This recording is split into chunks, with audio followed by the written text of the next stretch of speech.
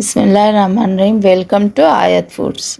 آج ہم بنا رہے ہیں لہسن پیسٹ، جس کے لیے ہم آدھا کلو لہسن، 1 ٹیبل اسپون نمک اور 5 ٹیبل اسپون آئل لیں گے، کھانے کا تیل۔ اب گرینڈر میں لہسن ڈال کے نمک ایڈ کر لیں، آئل ایڈ کر لیں،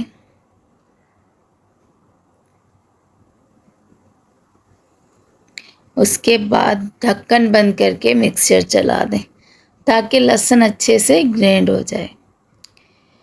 اگر کوئی پہلی دفعہ ہمارا چینل دیکھ رہا ہے تو please subscribe, share and like کر دیجیے گا۔ اب یہ لہسن اچھے سے گرینڈ ہو چکا ہے۔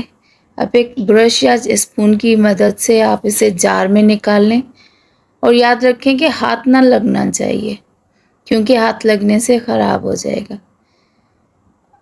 اب یہ آپ جار میں نکال لیا ہے ہم نے، اس کا ڈھکن بند کر کے اب اسے آپ فریز کر سکتے ہیں، جو آپ 4 مہینے تک استعمال کر سکتے ہیں۔ آپ کا لہسن کا پیسٹ تیار۔